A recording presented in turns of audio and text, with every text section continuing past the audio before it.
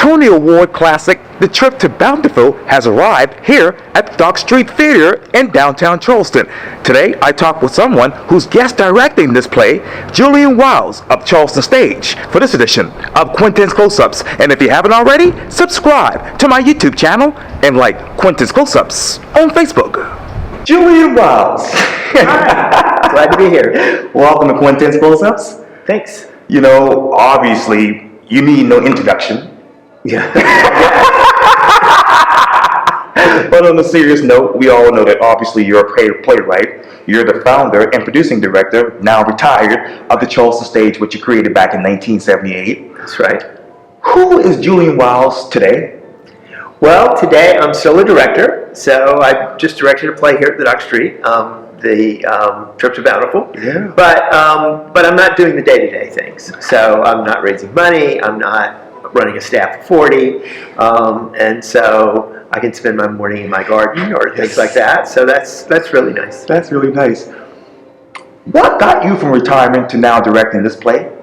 Well, when I left, I was asked if I would guest direct over the next couple of years, and so together we looked at shows that we wanted to do, and this was actually a play after 45 years that I'd never gotten to, that I've always wanted to direct, and it's very special. It's about a woman wanting to go back to her farmhouse where she grew up, and I grew up in a farmhouse, so those kind of tied together a little bit. Wow. So it was great to come back. The production staff have been terrific. I had all of my sets and costumes and everything almost at the first day of rehearsal.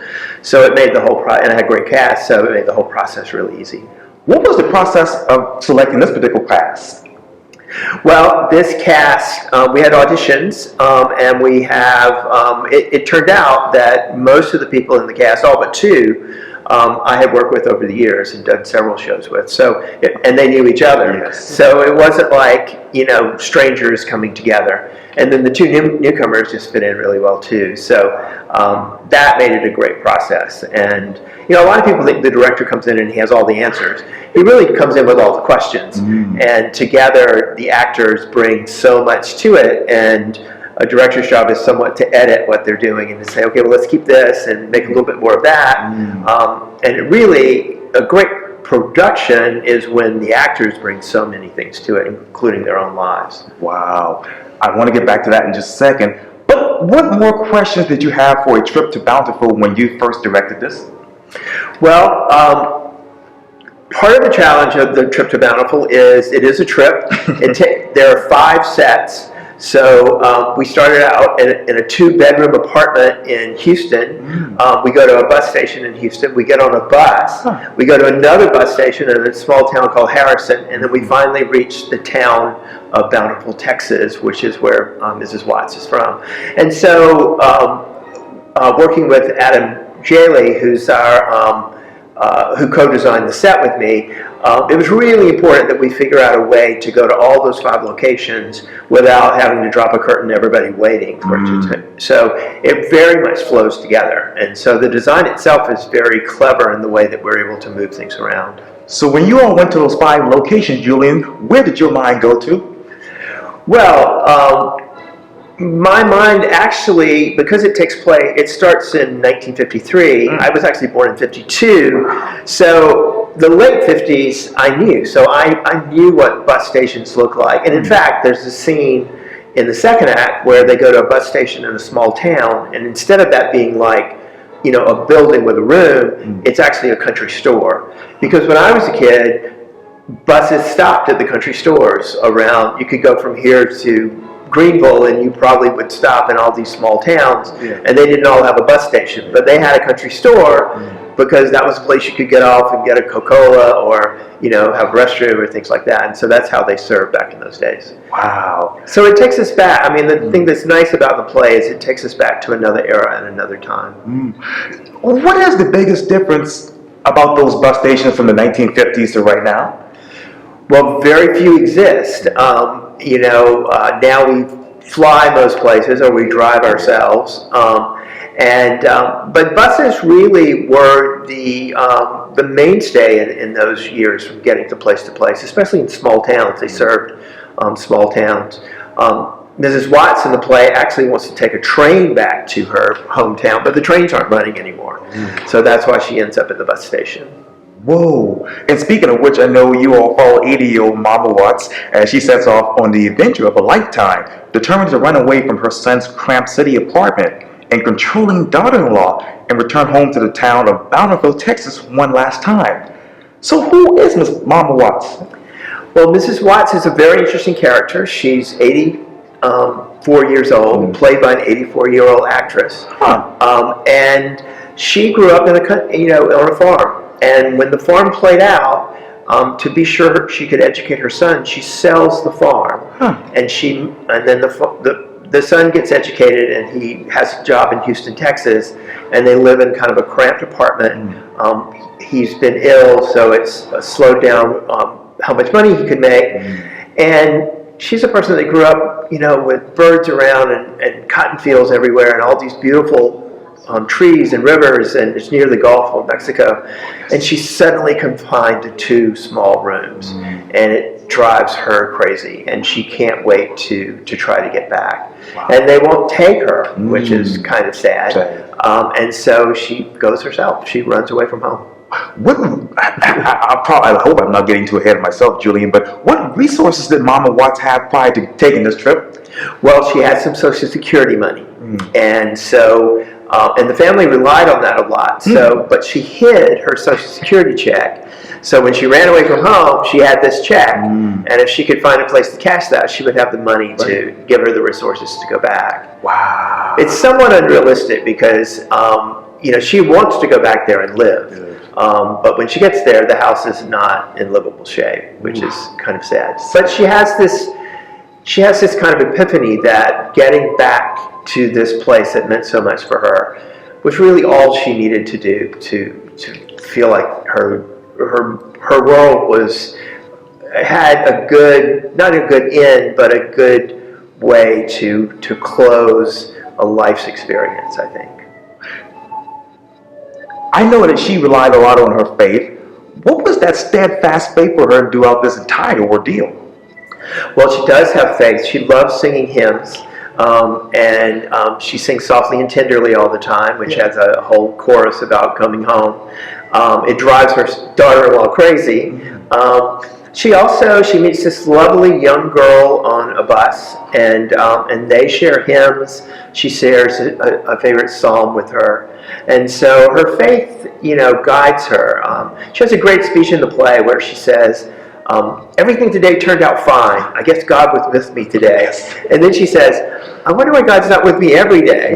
And then she says, "Well, maybe He is, and I just don't know it." And so that's very much a part of who she is, and what gives her the strength and the courage to make this journey across Texas all on her own. Where in the scene did she feel like God was with her in Texas?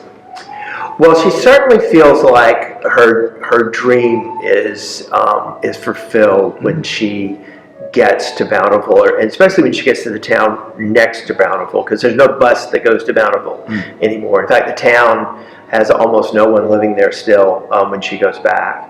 But I think she thanks her lucky stars, and she thanks God for being able to get her back to this place that she wants to go. Wow. And I'm saying wow a lot because I love this this whole play. What scene from this play, Julian, reminds you of your growing up, your childhood?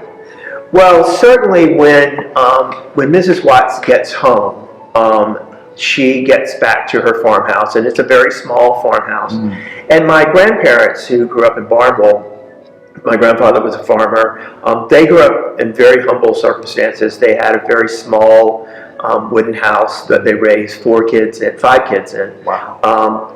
And my mom went to a one-room schoolhouse, and that house was still there. So when I was a kid, it was there. My grandparents moved to a new house that my parents built for them. But I watched that old house kind of deteriorate and fall down. So when Mrs. Watts gets back to Bountiful, it's very much like me going back to my grandparents' home in Barnwell. Wow. So that kind of links to my memories and how important it was for me to remember that. What is your definition of home today? Well, home to me is still actually where I grew up, which is another farm, which is near Orangeburg in a little community called Fort Mott. My father was a farmer. He started farming after World War II. The story goes they bought the land the day they brought me home from the hospital, and we still have this farm. So I've lost my mom and dad over the last few years, but our family still has our home there, and that's where we gather for Christmas and holidays. And my kids come back, and I'm surrounded by cousins there, and so that's home for me. So Mrs. Watts' home is not very different from the home that I know, and her longing for that and loving that place and feeling comfortable there is. I could certainly relate to that and understand that. Tried to bring that to the stage. And what else did Miss Watts want when she went back to Texas? I think she wanted kind of a finality, to know that she has a great speech at the end where she says, we sold the land played out, they're not fields of cotton anymore, they've grown up into trees.